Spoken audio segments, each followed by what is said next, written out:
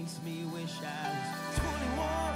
See it like a picture up on the hood of my truck with a sixer. Hanging with the boys, talking about girls, slow-mo, watching this world go round. Your first time? Yes. Boots and Hearts. How are we feeling? Feeling great. First time here at Boots and Hearts. Looking forward to playing some music for the fellow Canadian music fans here. It's my second time here in this country playing, so just looking forward to playing and honored to be a part of it. Tell me, I'm working on a story about how the demographic of country music fans have changed. Certainly, from my day, back when I was in high school, it was not that cool to say that you liked Garth Brooks. You probably had to kind of hide it from people who listened to hip-hop and grunge, which were the cool music eras. Do you find, whereas now I look at your fans and Madeline Merlot's fans, they're young people. Yeah, do you find that's changed? I think it's changed a lot because with each generation of country music artists, you're inspired by what you grew up listening to. So my generation, we grew up listening to country, but as well as like pop, rock, hip-hop, R&B, jazz. So it's only natural that your influences will inspire what you create, you know? So it's like, yeah, we're creating country and the story is there and the lyric is still the same, but the feel of it, the progression, the different melodies that carry over from pop melodies, from R&B melodies, from rock melodies, kind of, it's what's naturally inside of you. So, you know, it's only right that it comes out through the music.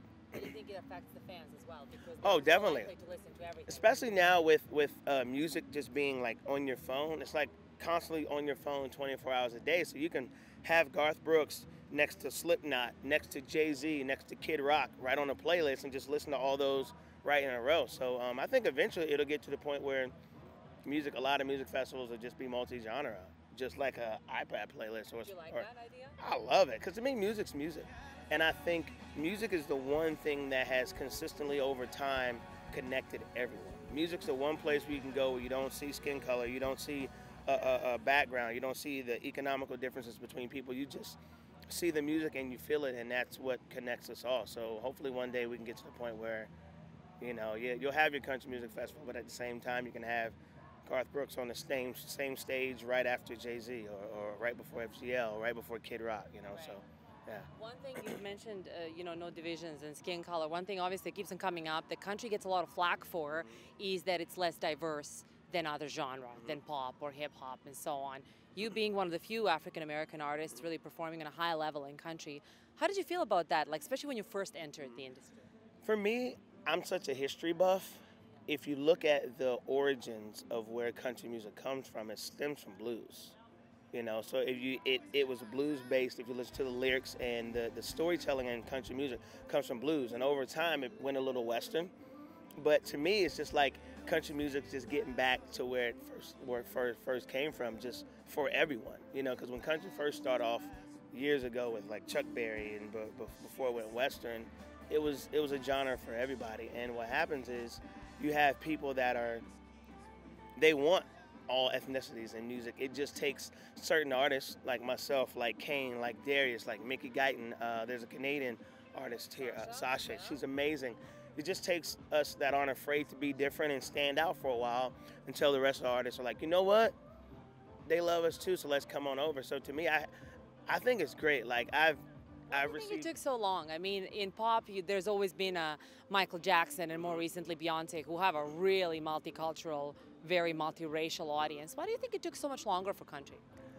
I feel like what happens is people, and it's only natural, we tend to go off of what we hear about something versus our experiences. So it's like if someone says, hey, don't go in those trees over there, there's a bunch of wolves over there. 95% of the people aren't gonna go in those trees. But those 5% that go will realize it's not really that bad. And for me, that's the same thing with country music. I feel like they've always been ready and willing to, especially the listeners, willing to embrace people of different ethnicities.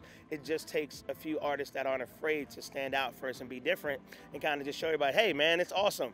Y'all come on over. So that's what we're just trying to do. So we got anybody here from a small town? We got any small town people out here today? So I was raised in a small town y'all probably never heard of. It's called Milton, Delaware. You ever heard of Milton, Delaware? I think maybe one person, all right. What I'm really curious about is how does a guy from Delaware, where I'm guessing you grew up listening to rock and pop and hip hop, country as well. Like all my dad really? Country. Like, so with people that don't know, Delaware is 95% rural. like it's so country. There's only one city part. That's Wilmington, and that's like 2 hours north of me. Other than that, it's chicken plants, cornfields, farms, fishing. Like that's all we grew up doing. Like all my dad listened to is country music. I didn't get into like rock and pop and R&B till like junior year of high school. Like growing up, it was just country and Christian music. And then when I got to high school, I kind of got into everything else. So. Would you say that people can hear those other influences in your sound today? Oh, definitely. I purposely try to make sure they're there, because for me, my music is an extension of who I am. And I feel like if I don't incorporate all of who I am from my musical influences, whether it comes through lyrically or in melodies, I'm denying myself, you know? So when I sit down to write a song, whatever comes out, comes out. So you'll hear a country lyric wrapped in like a pop rock production, heavy guitars, big drums. You'll hear pop and R&B melodies, and, you know, just try to find ways to continue to be myself, so. You're getting a lot of praise. You were listed by Rolling Stone as one of the young country artists to watch, up-and-coming country artists to watch. You're going to be at the Grand Ole Opry later this month, I understand. It'll be my third time playing. My third time playing in like 3 months. To me, what has meant the most to me is having artists that I grew up listening to give me their stamp of approval. Like touring with Toby Keith and him knowing who I am, and Aaron Tippin. My dad introduced me to country music through Aaron Tippin's music. So having him becoming friends of mine, I was friends with T-Roy from Montgomery Gentry before he passed, and it's to me that's the biggest. To me, that's the biggest thing, is getting the stamp of approval from icons in this genre. There's nothing better than that. And when we're talking about shifting demographics of your fans, when you look into your audience, who do you see? Who are your fans? That's a good question. Like I've been, I remember my labels were trying to dial down, tune in really who my demographic, and I don't know. Like I've seen everyone at my shows, from 6-year-old kids who knew my music to this 85-year-old man. Him and his wife came to my Opry debut because he said they fell in love with my music. Like I go to shows and I'll see people wearing cowboy hats. I'll see people wearing Jordans and long T-shirts. I'll see girls in cowboy boots. I'll see girls in sneakers.